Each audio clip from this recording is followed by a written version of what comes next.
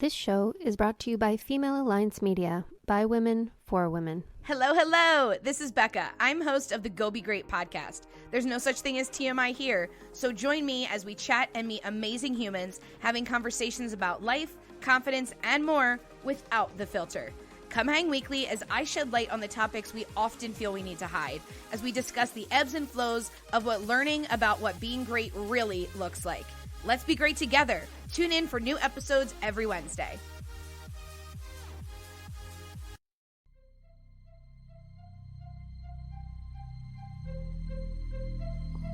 Hello, and welcome to the Say It Out Loud podcast. I am your host, Christine Daynard, and the goal of this podcast is to encourage you to live your best and most authentic life by digging deeper and finding connection through vulnerability. I believe we have been taught that vulnerability is a weakness, when in fact it is our superpower. In this space, I will share personal stories and conversations with others so you can be empowered by their strength and inspired to take action in your own life. Thank you so much for being here. Now let's get started. Well, hello, and welcome back to the Say It Out Loud podcast. You've got me, Christine D, and I am welcoming a lovely guest in my kitchen studio. We're sitting around Sunshine Island. That's what I call it. I painted my island yellow because there was a lot of time there where there was like no people around. We needed some sunshine. I was like, the island is the sunshine. Anyway, you didn't need to know that, but now you know. So I'm sitting here with Fran Garton, and I am thrilled to share not only her and some of her story, but as we do it around here, we talk about things that matter and about stories and things that we've overcome and things that just happen, and we have a little fun, and sometimes there's some tears, and well, we'll just see where it goes today. So I'm really excited to introduce Fran. Fran, thank you for being here. Thanks for having me. I'm very excited. Yay, me too. And I would love for us to start by you maybe giving a little introduction of yourself to our listeners. Okay, I would love to do that. I am Fran. I am very close to Christine geographically, but also getting closer to her personally, which is awesome. I am a pain reduction coach. I am a body positive personal trainer. I am a fibromyalgia warrior. And I help people learn to live pain-free. And I'm sure a lot of people could use your help. Yep. Yeah. Now, I got kind of an inside scoop in your story because I knew parts of your story, but then we just happened last night where we are today is a Tuesday. We're recording this. And last night we were at a Mo Mondays event, and Fran spoke on stage and gave a fairly condensed version of her story, I'm sure, but parts of it anyways. And so we'll bring that in a little bit because clearly it speaks to what you do and sort of how you got involved, which is really my first question. So maybe you can tell our listeners, you know, you've labeled off a number of things there. So what came first, the chicken or the egg? One of those things started first, and then we'll go from there. Sure. So my previous work life profession was as an adult educator with the school board, which I did for 16 years, and I really, really loved it. And then, so that was the first piece. And then at the same time, I started playing roller derby, and I ended up becoming the head trainer for my roller derby team. No way. Yeah. Because I guess I had the most experience. My dad was a professional bodybuilder. He competed in like Mr. Ontario and things like that. So I had learned a lot of stuff from him. And so I guess I was the most knowledgeable. I don't know. Nobody else wanted the job. I don't know what happened. But here I am. I'm the head trainer. Okay. So then I thought I should probably get some information and like get some education so that I could back up and have a better idea of how to do training for my teammates. And so I became a certified personal trainer. And so then people started asking me to train them. And I'm like, okay. So the intention was never to have it as a business. It literally was so that I could train my team. That's it. That's why I got the certification. And then I became a boot camp instructor. I don't recommend that at all. Not the instructor part, but the boot camp. I don't recommend it. It's the body, it's rough on the body. Anyway, and then from there, I started doing stuff for myself with other coaches and mindset things and, you know, body things and all these sorts of trainings and guidance from others. And then I realized as I was going through my own journey, getting my fibro diagnosis, which was about 10 years ago, that there's more than just the physical piece for wellness. There's the mindset. Food is an issue as well. It's something to consider. There's a lot of things to think about, stress management, all of those things. And so I realized that there really are a lot of people out there who are suffering with pain. And if you have a fibromyalgia diagnosis, the information is poo. A big pile of poo. Yeah. And basically, like, I had friends that had fibro. I talked to them. I went the doctor route. I did all the things. And basically, I got, in summary, so you don't have to read, anyone that's listening, if you have fibro, you don't have to read anything. This is how it works. Take your meds or don't. It might help. It might not. That's how life is. It sucks. Deal with it. Move on. Like that basically, in essence, like, I read every book, every article, websites, medical things, non-medical things, alternative like everything. And basically it just was like, well, that's just the way it is. And I kind of thought, well, that's just shit. Yeah. Like, yeah. So, because fibromyalgia, Yes. tell us, like, Yeah. what part of you does that impact? Yeah, And, okay, and yeah. how, because then it just helps our listeners Yeah. if they're not familiar. It helps yeah. them So understand. first of all, I would say that there are many people that I have encountered, even clients that I'm currently working with, they have fibromyalgia. They don't have a diagnosis, but I can tell you that they have fibro. So what fibro is your receptors in the body that receive information from outside are hyperactive. They're very sensitive. Okay. So what that means is, if, like, right now we're in your kitchen and there's no lights on and there's plants in front of the window, it's extremely bright in here for me. Interesting. So all of your senses are heightened. Heightened. And so it doesn't matter whether it's smell or sound or touch or light or whatever it is, it's super, super sensitive. So when something happens, your receptors tell your brain that, okay, we got some input here, we need to respond. And so for someone who doesn't have fibro, the easiest way to describe it is, for you, Christine, you don't have fibro, right? Okay. So you bang your hand on the counter and you kind of go, oh, that hurts a little bit. And you kind of rub the spot. I don't know, maybe you put something on it, maybe you don't. And then after even a couple of minutes, you're fine. And it goes away. Yep. For somebody that has fibro, that could be painful. Like, your pain level would be like 1, 2 out of 10. Mine could be 15. It's that intense. And I could be in pain for days. It could start a flare. So is it not just, but is it inflammation? No. Or so yes. So that's the interesting thing about fibro. So when you Google it, it will tell you that fibro is from the arthritis family. So fibro is not from the arthritis family. I think they just didn't know where to put it. Because it's they say it's an autoimmune system problem. I don't know what the labels are, and I don't really deal with that. I don't really care, to be honest. Yeah. But so, because arthritis is inflammatory, fibro isn't. Arthritis is progressive. Fibro isn't. It is degenerative if I have arthritis, but not with fibro. But the interesting thing is that when you have inflammation in your body, then your fibro responds to that. Interesting. So the Because pain, inflammation already makes you more sensitive to begin with. Absolutely. And then you think, I always explain it like, imagine, your forearm. You have all the cells are healthy, the muscles and everything's healthy. And then you have inflammation here. So maybe the inflammation is because you ate food that causes inflammation in the gut. Okay, so you're going to get that through various parts of the body, maybe all through the body. And then my arm the cells start to get bigger, right? Because there's inflammation in there. But there's only so much space in my arm. And so then as they expand, because they're getting inflamed, it's actually hitting my arm. It's hitting the skin. It's hitting the bone. So it's causing pain because there's more taking up a limited space, if that makes sense, the way I explained it. Yeah.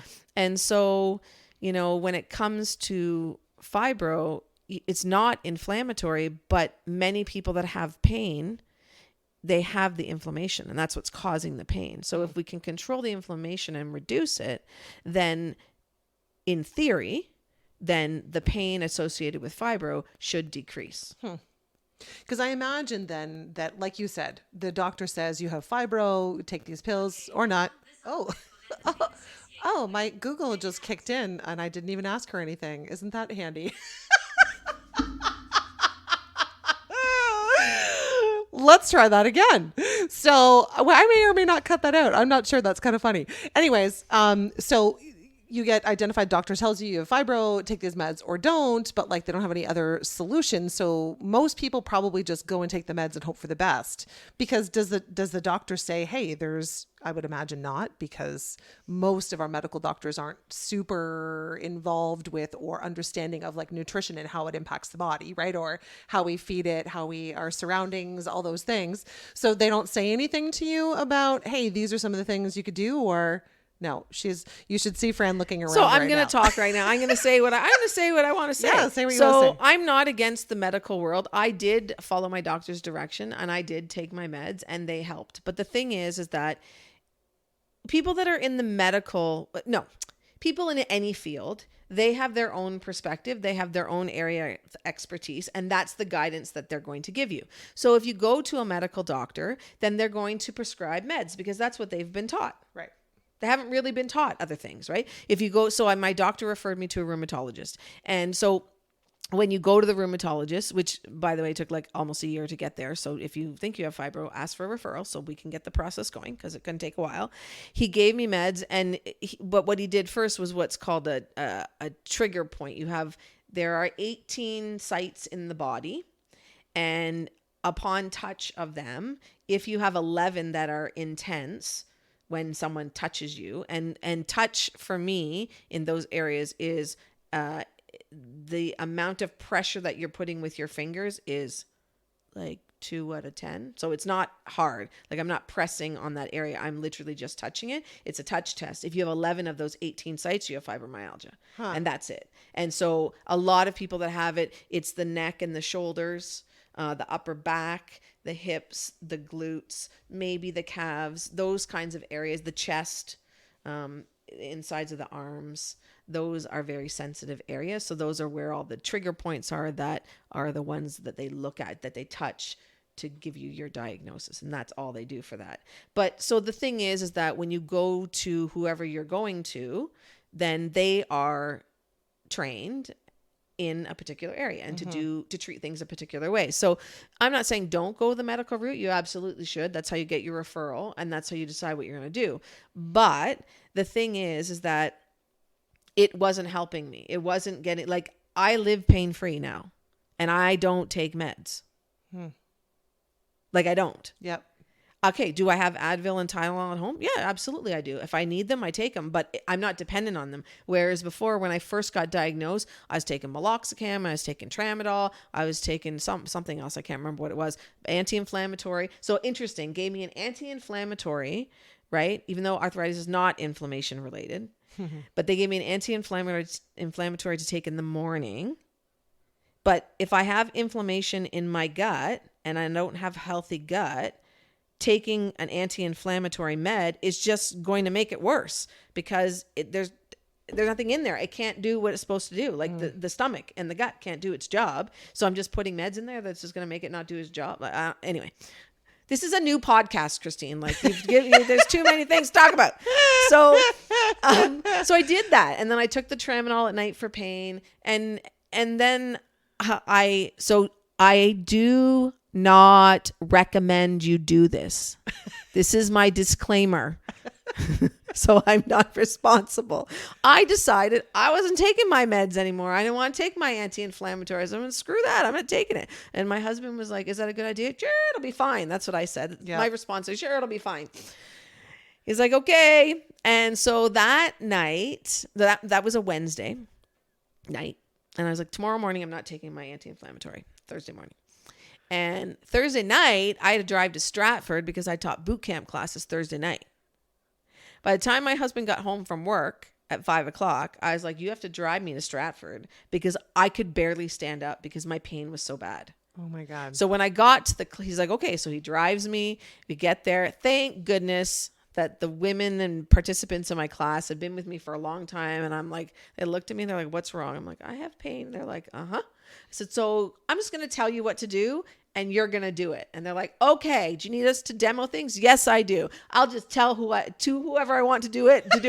And they're like, okay. I mean, they probably thought, what the hell have we gotten ourselves into here? This crazy woman. But anyway, so I don't recommend it. But that being said, it shows the effect that the meds have on the body. However, after going through this, what happened was, and this is how I got on the journey of being pain-free. From roller derby, you fall a lot when you play roller derby. And I used to land on my left hand a lot. And so what happened was I ended up with this gigantic lump in my wrist. And it was painful. Like I couldn't do anything with it. Like even right now I have my hand here and I'm holding my head up. Like I'm just leaning on my hand. I couldn't do that. It hurt so much. I couldn't use this hand at all. And so I had x-rays and CTs and my doctor sent me to a hand surgeon. I get to the hand surgeon and he says to me, well, I can't help you. And I'm like, what? And he goes, well, I have all your scans. I have all your x-rays. You have a sebaceous cyst, which is just a fat-filled cyst, right? He said, which is totally fine. However, he goes, what I see on your x-ray and what you're telling me is happening with the amount of pain that you have and that you can't actually use your hand. He goes, those two things don't go together. And I'm like, okay, but they are going together. And he said, but they don't. And I can't help you. That's it. And I was like, are you kidding? And this had been going on for months. So my fitness coach, I was mentoring under him. He had a friend who was this bioenergetic practitioner. And so he was in out near Canada's Wonderland. Like Vaughan area. So about 2 hours drive. And so I made an appointment with him. And so I went to see him and he said, okay, well, what's going on? And I pointed to my wrist. I said, this right here is why I'm here. And he said, whoa. You drove 2 hours to see me for that? I go, yeah, it's a sebaceous cyst, but it caused lots of pain. And he goes, what about everything else that's going on in your body right now? And I'm like, oh, that's not the problem. He goes, oh, that is the problem. And so he said, you have so much inflammation in your body that you can't recover. You can't heal. You can't do anything. Your body can't. That's right. Your body is rebelling against you. And he's like, so we're going to change what you eat. We're going to be very strict on that. He gave me some supplements as well. And we worked on reducing inflammation and what are the other triggers of inflammation that were in my life. And he said to me, and please bear in mind, I'm a personal trainer and a fitness instructor at this point, right? And he said to me, you cannot work out at all. And I'm like, oh, okay, so I can do yoga. He goes, nope. I go, I can go for a walk. He's like, nope. And I'm like, what can I do? Like, I have clients. He goes, this is what he said. You can show them 2 reps. That's it. I don't care if you're doing one-on-ones, if you're teaching a class and there's 300 people in your class. You get to show 2 reps of anything that you want to as you go through, and that's it. And you cannot exercise. And I didn't do anything for 3 months. He said, because your body is so inflamed, it cannot repair itself. So if you do stuff, you're just putting it under more stress. You're damaging it more. It's not having time to heal. And so I started working with him. Then I worked with a mindset coach and I worked with a life coach. And I did a whole bunch of other things. And that kind of has brought me to where I am now. Hey, I hope you're enjoying this episode. I'm popping in here to let you know that the Authenticity Launchpad cohort number 2 begins on July 18th.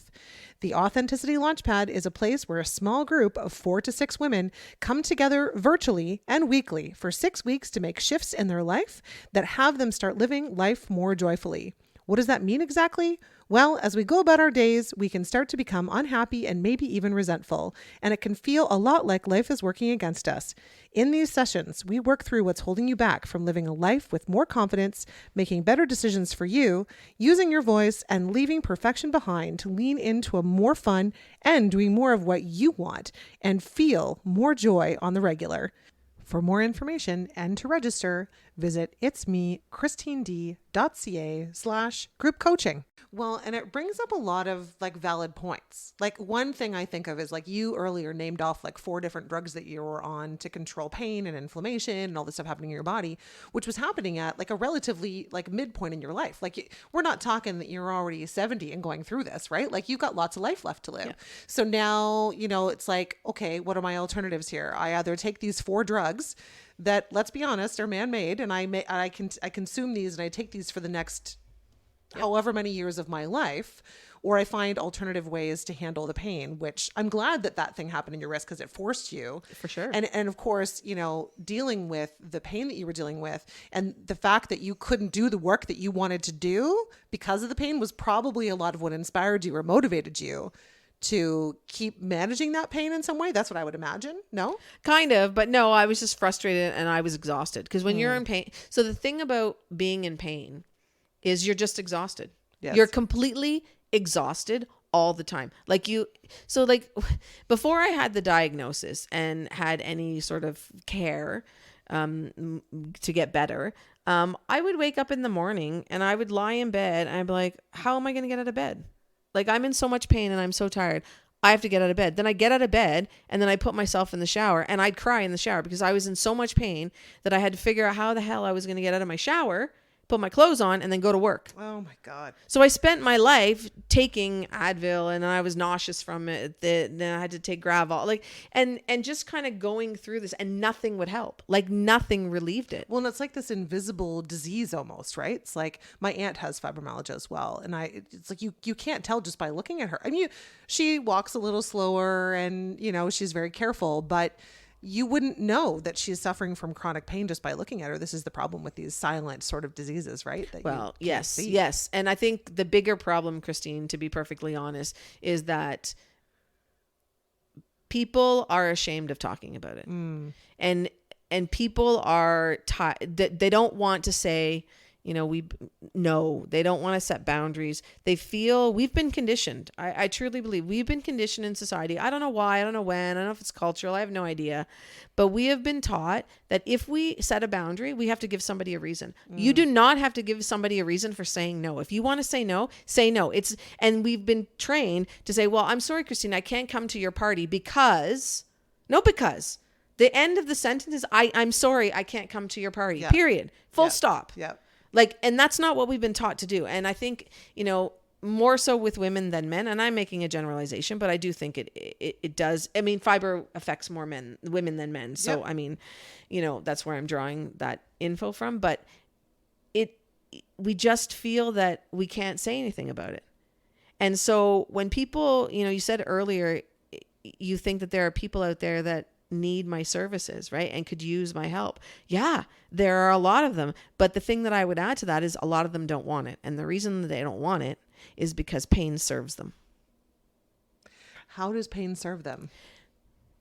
So if I am in pain, so let's imagine I'm a wife and a mother and I do all the things that I do and I have a flare, then I can say to my family, you know, Mom's got a flare. I'm going to go lie down for the afternoon. So it gives her the boundary. And then the rest of the family is okay, don't bug her.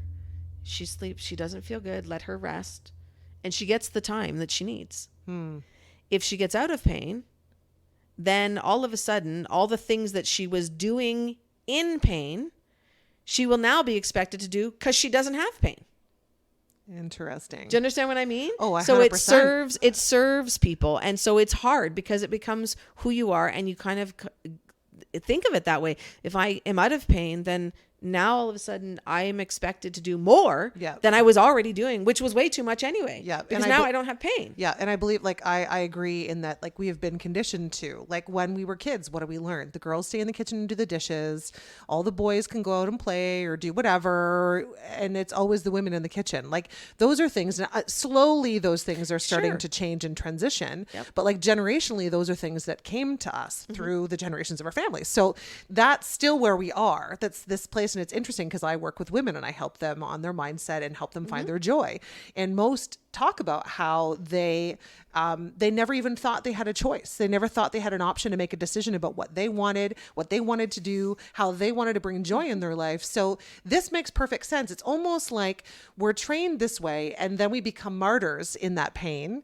And then the only way to get out of doing the things is to use our pain as an excuse. And I'm not saying that the pain is an excuse, but that is so disheartening. And, because there are we can't heal physically, mentally, emotionally. We can't do any healing until we're honest with ourselves about what's going on. Absolutely. And I think it's there's all the pieces in there. Like, I work with women as well. And I'm sure you see this with your clients. Like, you're a people pleaser. You're the person, you feel guilty. Like you have all these roles and these jobs that you are required for whatever reason to perform. Or maybe you're not required. Maybe you've imposed that on yourself. Maybe you're just that overachiever, whatever category, whatever you want to label yourself. It doesn't really matter, but you have to get to the heart of why you're doing it. And the thing is, and I say this I've been on lots of podcasts. I say it all the time. And I say it to my clients, you teach people what you will accept. Mm-hmm. So if you will accept, and I'll use an example as a mother, I hear it all the time. My kids leave everything everywhere. Well, you accept it. They're like, no, I don't. Yes, you do. Because you don't enforce the rules for them to put their stuff away. Well, I tell them, I know, but you don't enforce it. That's a different thing. Telling them, I know this is going to sound harsh, but I'm going to use the example because it worked. I love this. This is tough love. I love this. It works though sometimes, right? I remember when I was a teenager, my mother said, you're going to clean your room. And I'm like, yeah. She goes, if you don't clean your room by the end of the day, I'm going to pick everything up off the floor. And I don't care what it is. I don't care who bought it. It's going in a garbage bag and I'm going to throw it out. And I was like, whatever. I was 13, whatever. You can do whatever. You know what? She came in, packed everything up, 2 garbage bags full, and threw it into the garage. And I thought she threw it out. And she did throw it out. And I was like, oh my God. But I had been working at the time. So it was stuff that I had bought myself. It wasn't necessarily things that I got from my family, my parents' gift. It was things I had paid for. Oh my God. I had the cleanest room ever for the rest of my life that I lived at home because my mother was just like, no, I'm not doing that. Yeah. Well, I think too, I wonder if there's something about when I was a kid, the rules in the house are pretty strict.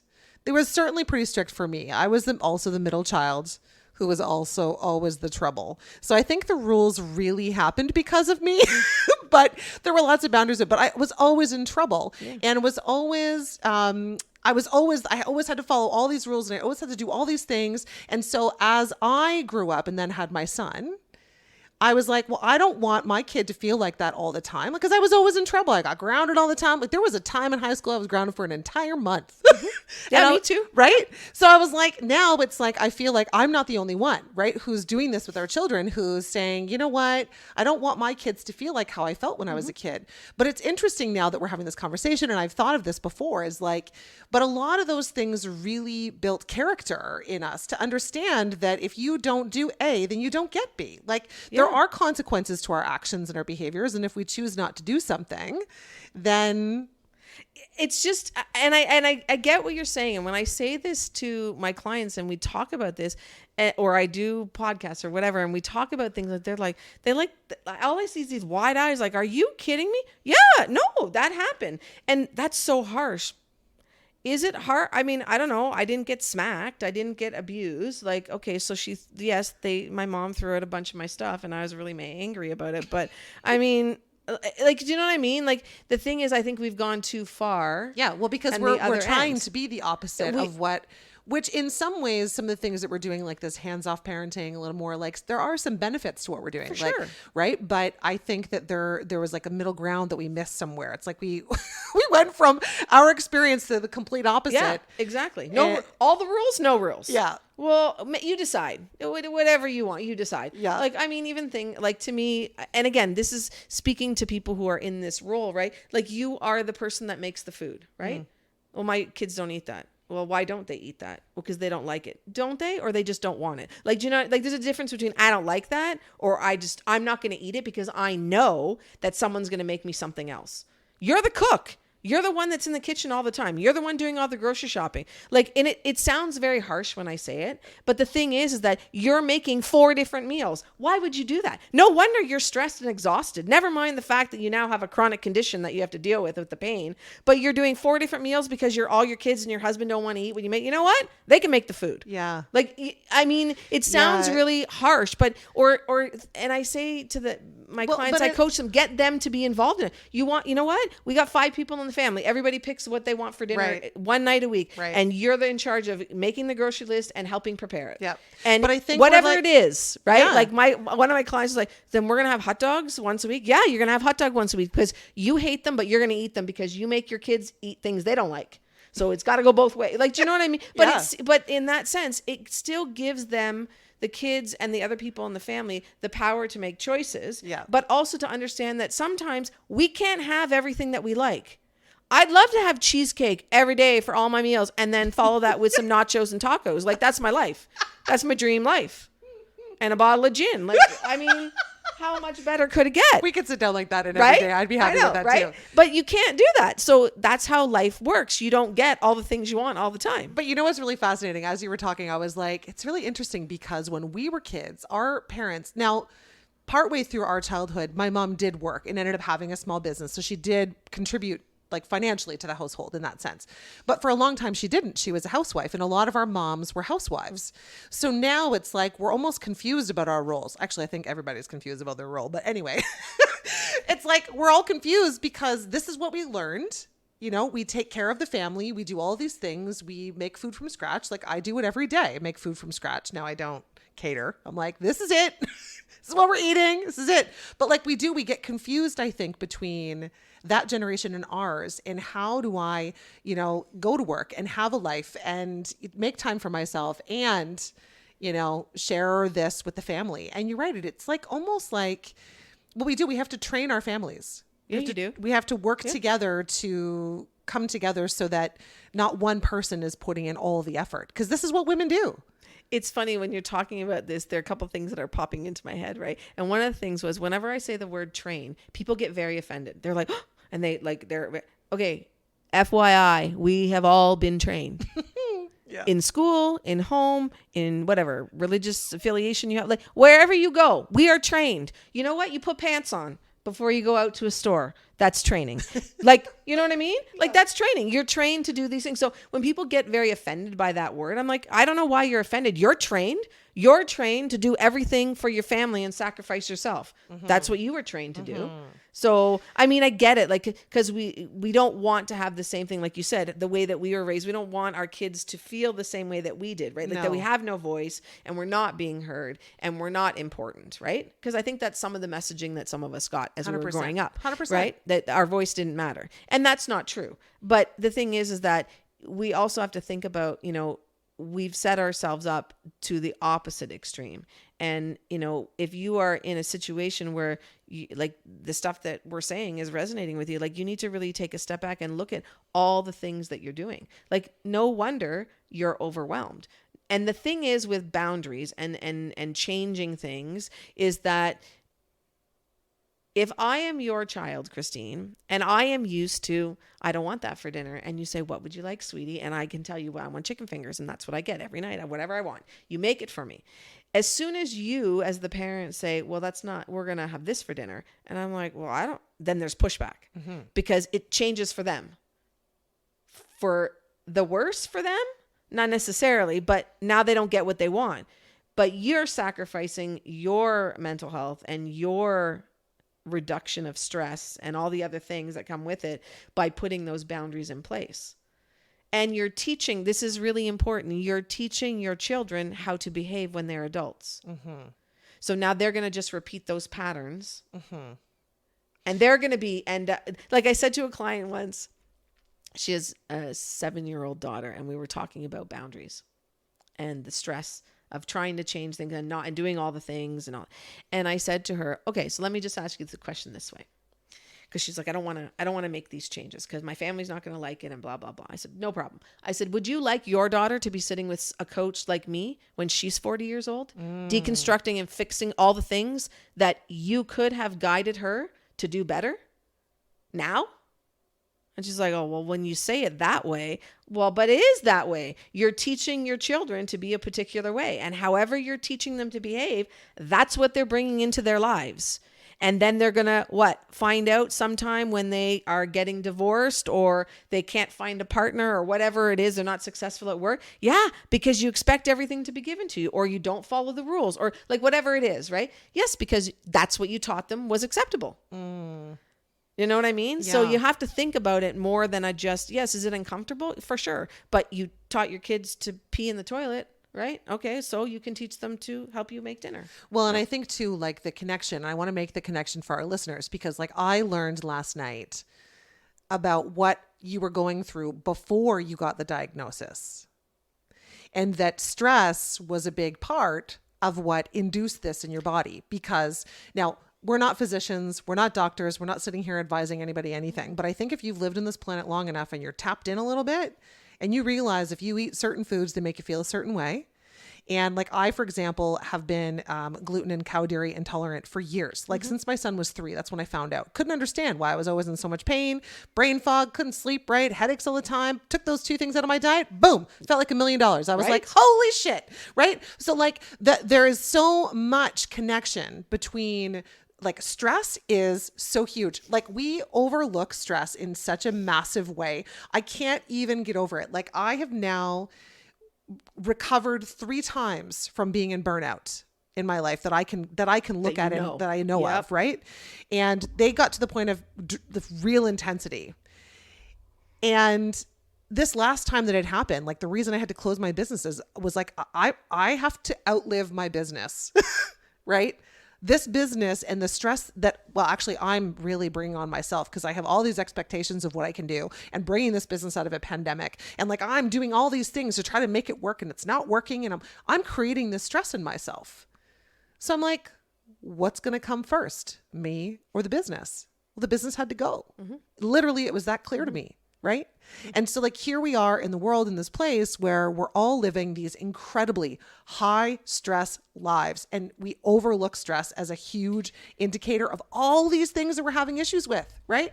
So the reason I wanted to interject that is because our listeners are hearing you say, well, we're talking about boundaries, we're talking about all these things. And I feel like for some of them, maybe we're ping-ponging a little over and they don't understand where you've come from the pain side, right? Because that's where it comes from, is that we're learning as women specifically. And we're talking to women generally in this conversation because we are women. Most women experience fibromyalgia. And most women are the ones that are doing all of the nurturing and all of the labor and love labor in the family.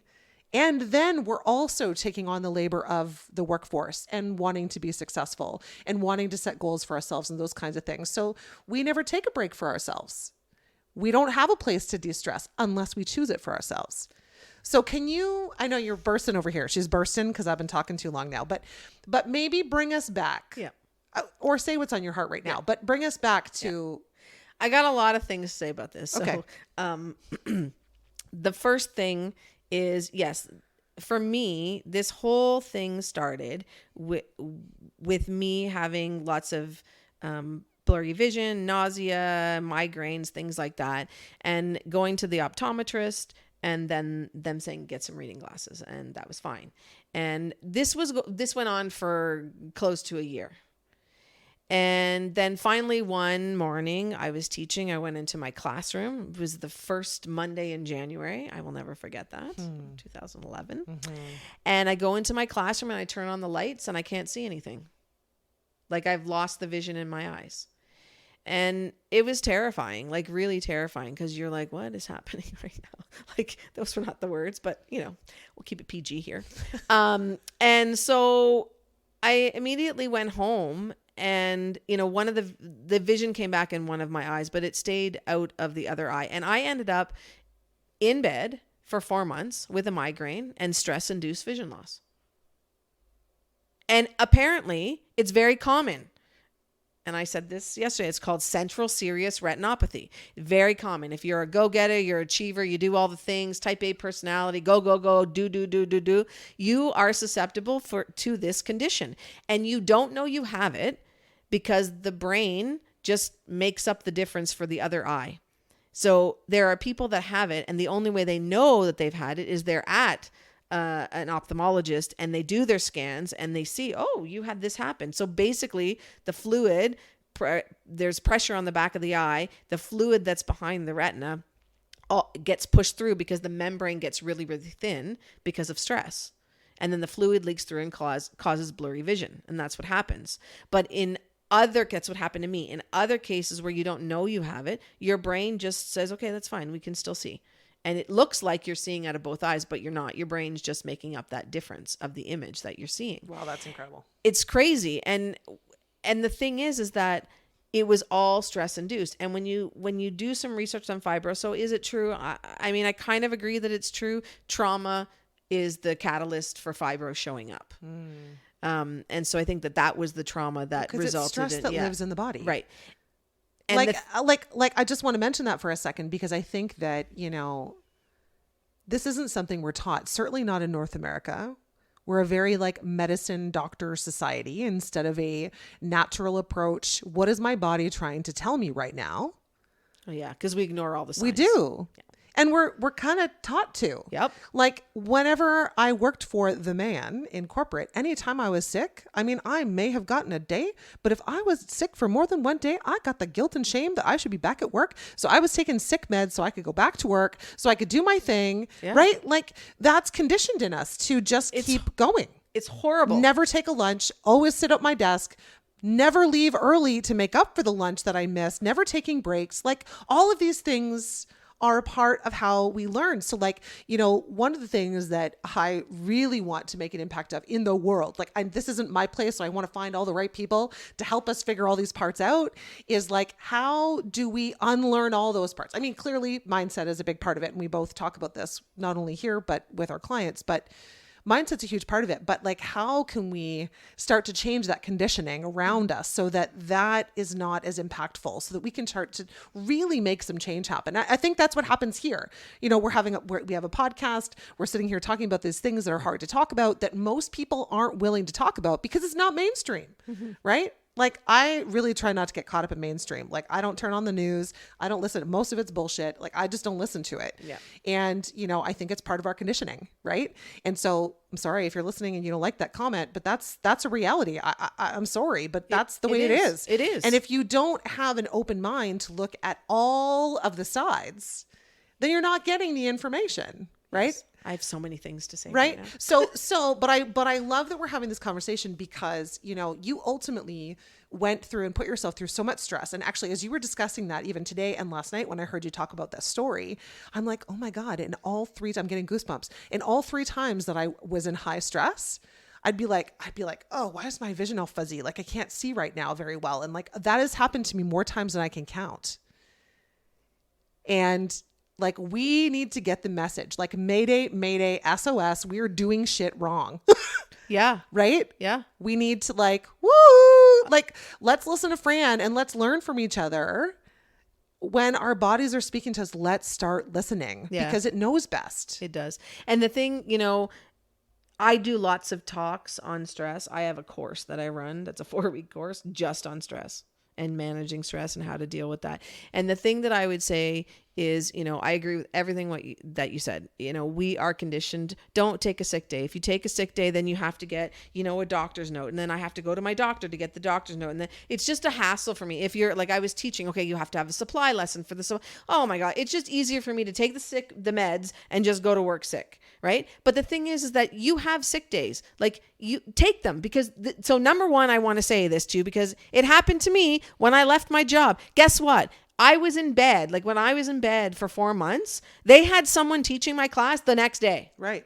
You will be replaced that's right. tomorrow. Yeah. You're not that important. I'm sorry. And I hope that people might get offended and go, oh my God, don't listen to me. It's fine. I have no problem with that. But I'm telling you, your employer does not value you. If your employer feels and makes you feel guilty, and I mean, part of it we do to ourselves, absolutely. Yep. But some of it comes from the outside. If your employer is making you feel that way, they don't value you at all. 0. They value you for the workhorse that you are. And that's it. Yes. And I'm sorry. And anybody that's out there listening, I'm if you are a manager, if you are running a business, you need to check in to see how your employees feel. because they do not feel valued. And I am confident in saying that 95%, even higher, of all employees feel exactly like that, unvalued and not worth anything, and that their company just doesn't care about them. Because it's true. That's how it is. We're built, we're taught, we're trained to just work. Well, it's like, I remember, we would book in overtime, and then that overtime would basically become a part or an attachment to your vacation time, which most people in my work atmosphere never took. And then they would get to the end of the year and they would have so many days where they could use that vacation time. And then they're like, oh, but I have projects piling up. I can't go and take that vacation time now. And if you're listening to this and this is a story in your life, you need to make a change, because that vacation time, like, you need what they give you and more, right? And so if you're putting in and it's so funny because I remember someone saying this to me and they're like, it's part of the culture. And if you have to start taking your breaks, you have to start taking your lunches, because if you don't, you're setting a standard for the people around you, and they're just going to come to expect more. Yeah. And it's like, the more that you work, the more that you add to your plate, the more efficient you become, the more valuable you become to them, and the more they're going to put on your plate. But the second you can't make it into work, there's a guilt and shame story that's going to happen there, right? So I feel like we could go off on this little tangent for a while. So let's bring her back to the... But it's all great conversation. Yeah. We're going to have you come back, Fran, because I feel like we have so much to talk about. But ultimately, I guess, to sort of, if we can even wrap this up, how are you helping women, and what are maybe a few tips that you can give the women that are listening to this right now who have, I guarantee you, found themselves in at least one scenario that we have talked about already? Mm-hmm. What are a few of those tips that you can give them, and how can you help them on the other side? Right. So, the thing that I would say to people, I'm going to give you tangible things that I want you to do. Okay. So number one, you are going to really think about, do you feel stress? Because I find talking about it and doing a course that I run on stress management, we use stress as a kind of a catch-all phrase. So what I would say is, truly check in, and are you feeling stressed? Or is it anxiousness? Or is it worry? Or is it anger? Or are you frustrated? Are you sad? What is the emotion that you're feeling? Because when you say that it's stress, and then I say that it's frustration, well, there's two different ways to deal with that. So you really need to identify the emotion that you're truly feeling. And in many cases, it's not stress. There's something else happening. So that's number one piece of advice that I give people. Number two, I really like to talk about stress in very simple terms: internal and external stress. That's it. You can do lots of research. There's tons of it out there. Don't even bother. It's like blah, blah, blah, blah, blah. There's lots of reading, blah, blah, blah, jumble, whatever, blah, blah. So I do too, internal and external, and it's super easy. External stressors are things that you don't have control over. FYI, your spouse, your children, your workplace, your boss, schedules, COVID, all those things. The weather, whatever. The weather. You have zero control. So I was not stressed during COVID. You know why? No control.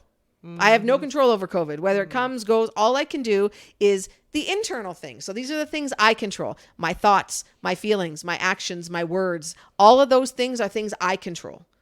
My reactions, all of that is under my control. So what I say to people, and I'm encouraging everyone that's listening to this, you're going to get out a piece of paper and you're going to write down every single thing that causes you stress in your life. And you're going to be specific. You're not going to write family. No, my husband, my son, my daughter, my dogs, my 6 cats, whatever it is. Very, very specific. You're going to write it all down.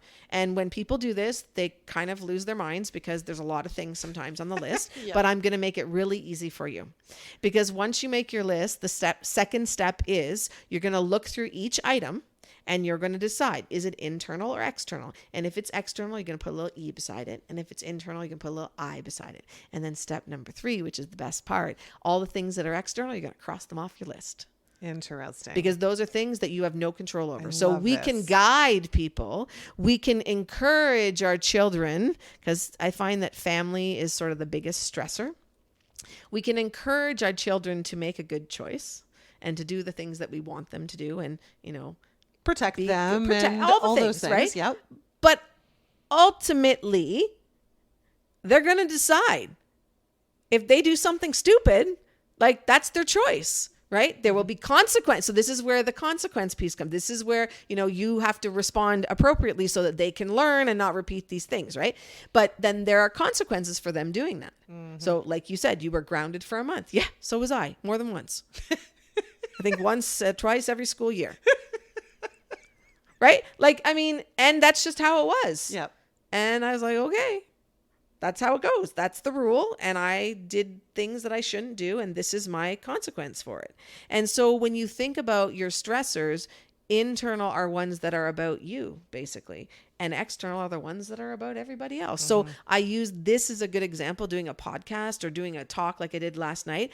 When I come to these things and I do talks or podcasts, I come with the intention that, one, I'm going to hopefully teach somebody something new that they can take away, give them something actionable that they can do. And I'm going to give 150%. That's it. So that's what I stress about, things I control. The ultimate thing, the external stressors, if I talk on the stage and the audience thinks I'm terrible, I have no control over that. Coming to do a podcast, not stressful for me at all. Standing on the stage last night talking, not stressful. Because I've come to it with myself prepared, giving as much as I can. What other people think about me, people listening to your podcast, Christine, might go, she's an idiot. I don't like anything that she said. And then there are other people who are going to be like, my gosh, she was amazing. Like it's going to, right? Yeah. But I have no control over that. So do I care? And I, when we say we don't care, people get offended. So don't get offended. But do I care? Not really. My hope is that it resonates. My hope is that you actually take something away and implement it. But ultimately, there are people I don't like what she says, and I disagree. No problem. You can disagree. I have no attachment to that external stressor or that external opinion. It just doesn't matter to me because I know, so caught up but we do. Yeah. We are so caught up in everybody else. Any thread in any group, in any Facebook group. Like, what are you doing wasting your time in there is all I have to ask. Yeah. Like you're spending your energy trying to change the mind of somebody that is an external thing from you. And you have no control over it. So why are we so easily offended? I would actually love to know where that came from. It's just so interesting when you think about it. But here's the thing. When you come back to that, conditioning talk that we were saying earlier, it's like we stop questioning why we do things and we just do them. Mm-hmm. And then all of a sudden, someone like you or me, the women that work with me or the women that work with you, we go, well, why are you doing it that way? Mm-hmm. Well, what do you mean? No one's ever asked me that before. Yeah. Right. Well, now we're asking because it's important to ask the questions. It's important to, like you said, I love this stress, the external and internal. I love this list. It's so clear. It's so simple and it breaks it down so easily because we get caught up in there. Honestly, there's so many things. Like every woman who's listening to this is like, oh my God, like I have so many stresses on my list. Like, how do I possibly get rid of all of those? Well, one at a time. Yeah. And that's my next tip that I would say. And this is what I guide my clients to, and this is what I do. You get 3 tasks a day. 1 big one, 2 small ones. That's it. That's what you do. 3 tasks a day. So your big tasks, so let's say you're working on a project. Okay. So Christine, maybe you're working on, building another extension of this podcast, right? So every day you'll do one thing, doesn't matter how small it is, that moves you a little bit forward towards completing that big task, that extension of this podcast. And it doesn't matter. It can be 5 minutes of your day. It makes no difference, but it's the thing you do first. It's the big thing. Okay. It's not going to take you 5 minutes, just FYI. I know. It's the big thing. But anyway, right. Yeah. But then you do 2 other things. Okay. And then you can check them off your list. And whenever I say this, people are like, I have 20 things to do in a day. Okay. Well, you can do 20 things in the day. You just have to make sure that you get those first 3 done. Everything else is gravy. But if your focus is, I have to get these 3 things done, then it doesn't matter if it takes you all day or half a day or 1 hour. It makes no difference. You have done your to-do list for the day. Your brain, your little Virgo checky listy person heart that I have is very excited about that, right? And so I've done my things. I'm like, whoa, success. Now I have the freedom to do the other things. And I'm not stressing about those other things because the 3 things were my goal. Yeah. And the thing is, the list is ever growing. Of course. It never ends. And especially as an entrepreneur, you're always going to have things on your list. I mean, whether you work corporately or for yourself, it really, honestly, the list never ends. Yeah. Right. So that's an easy, I learned that really new into my first business, and it took me a long time to get into the habit of that. And sometimes I still struggle with that because it's like, and you have moments, sure, where it's like, it's higher go time, right? right? You've got a project that's coming out. You're launching something next week. Okay. So for the next several days, I'm pushing the line. I'm doing all these extra things to try to get more done. And then, okay, we're back to 3 a day. Yeah. First, probably a whole day off or 2, and then back to 3 things a day. And that's fine. So it's like ebbs and flows. Absolutely. But like, I find like, well, many of us just keep going, especially like you were saying earlier, like the high achievers, those of us that are go, go, go. We always feel like, I talk with this with my ladies, is like, we always feel like we have to be productive. Like just sitting down and enjoying a cup of coffee in the morning. No, I don't have time for that. I got to take my coffee to my desk and I got to get started. No, actually, you don't. And that's just a difference in, living in masculine or feminine energy, right? Like that, like we're that go and being productive is all masculine energy, which is counterproductive and doesn't work if you're trying to create things and you're trying to do things. You are living in masculine energy.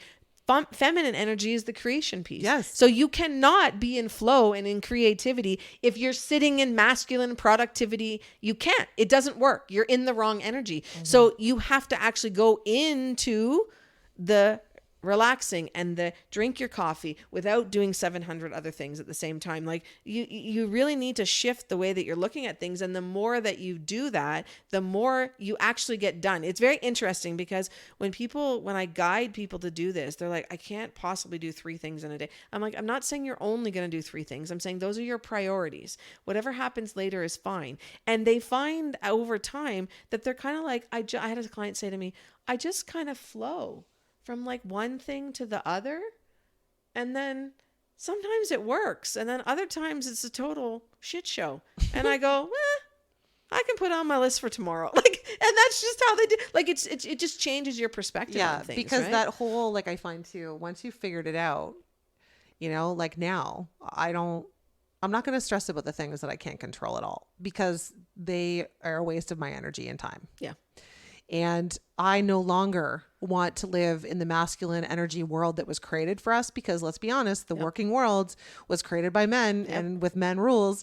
And I don't have anything against men. I feel like I sometimes have to say that just to ensure that anybody listening, I have nothing against men, but that's how the world was created. Absolutely. Based on this productivity. Well, and it makes sense when you look at it that traditionally the men went to work and the women stayed home, right? Yes, of course it's changing, but it's not changing that much. There are still a lot of people that are very traditional in that sense. And there's nothing wrong with that. Like staying at home, taking care of stuff is the hardest job ever, but it's designed for people that are going to the workplace. Their focus is being productive. And when they come home, they don't have responsibilities. That's not how it is for women. Women have entered the workforce and we are also doing all the other things at home that we did before. That's right. So we're doing 2 jobs and we're getting paid for one. And the other one that we're doing that we're not getting paid for, we don't get acknowledged for any of it ever. Right? Like it's true though. Yeah. And then we feel somehow shame and guilt for not doing enough. Absolutely. Which is ridiculous. And I like men too. I like women. I like everybody. I got to put that in we're there. not pointing fingers at anyone in Not at particular, all. but I think that the real part of the conversation here that continually comes into these podcast episodes is that, women do have unique challenges in the world and in life. And we are coming through a very interesting time in the world, and things are changing at a really rapid pace. And it's time. It is time that we rise. It is time that we start putting down those boundaries and time to say, no, I'm not doing that anymore. No is a complete sentence. I don't need to give you a reason. I don't need to feel obligated to come to your 500 events this year if I don't feel like it. Or guess what? I can change my mind. Yeah. I can say yes, and then I can say no. Right? Yeah. Yeah. Like, who made these rules? Anyways. Okay, Yes. listen, I know Okay, we could... we could talk and you asked, so I'm going to answer. So I work with my clients. So we work together one-on-one. I also have a group coaching program coming out in a couple months. And so we work on these things, setting boundaries, reducing stress, dealing with inflammation, talking about mindset and negativity and things like that. So I guide them through that and help them, support them to make these changes in their lives. And sometimes, I think ultimately I would say to anybody that's listening, if you tell your family, whatever that looks like, if you say to your family, you know what, like I just can't anymore. If they love you, which they do, they will help. They will make changes. And if you are direct and honest with them, like, I just can't do it anymore. And I need you guys to pick up some of the pieces because I'm just not doing that anymore. And hold that line. And hold, yeah, absolutely. You need to maintain that. Like, it's not like you do it for a couple months and you're go not back. a bad person or You're a not a bitch bad because you person. decide that you're going to hold the line. Do you not want, like, it boggles my, do you not want to raise children, humans that are self-sufficient, can take care of themselves, can cook things, like, can clean a house, like, you can do their laundry? Do you not want, like, you don't want them to, like, show up at a university and they finish and they're like, I don't know. Oh my gosh, that's so funny. I always tell people, my son's 15, and I always tell people that I'm raising the husband that I could never find for myself. Absolutely. So that he's a really good partner, not just husband. Yes. He's a really good partner for somebody in his life in the future. Yep. Right. And that's what my husband is. His parents raised him to be a good partner. Amazing. Oh my God. Fran, you're going to have to come back and talk to us again sometime soon. I've really enjoyed our conversation. I hope you have too. You can tell these are two pretty passionate ladies sitting here having. I got a little excited about the stress thing here. I'm like it is the, but you know what? The thing is like, but the thing is, here's the thing. Women are not allowed to be loud, right? I mean, this is why I was told to shut up my whole life and be quiet. And Christine, you're too much. You're too loud. You're all these things. No, you know what? Enough. I'm going to say the things. Yeah. And if you don't like it, just like you said, fine, that's okay. You don't have to like it. But you know what? We need to be having these conversations. And I'm grateful that you came and sat in my kitchen and we had this conversation together and that we're going to do it again sometime soon. And, you know, really this place, and I hear from women all the time and they're telling me like, thank you for talking about these things because no one talks about these things and it's important. So if it woke something up in you or you're mad about it, go down that line and figure out why you're mad about it. Yeah. Because there's a trigger in there for you, right? And maybe you're not even listening anymore and I'm talking to air, but you know, but it's an opportunity to dive in a little bit deeper and go, why am I upset about that? Why am I triggered? What's going on there? Maybe I am upset that I am basically the person in my household that does everything and I am tired of doing everything. Literally probably sick and tired of doing it all. So thank you again, Fran, for coming.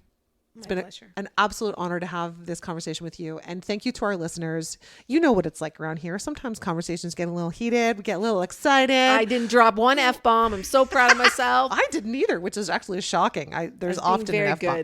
And we just appreciate you being here and listening. And I know that there's at least one takeaway in this conversation for you. Heck, Fran gave you a really easy checklist to help you reduce your stress in your life. So I hope you take that checklist seriously. I hope you go and use it and try it. And I hope you come back for the next episode. And we'll see you next time. Thank you for listening to this episode. I'd like to invite you to hit the follow button on this podcast so you'll be notified when the next one drops. And if you liked this episode, please share it and leave a review as it will help others find this message. Find everything about my mission of helping women find more joy in their lives by visiting itsme, christined.ca. Thank you again. I'll see you next time.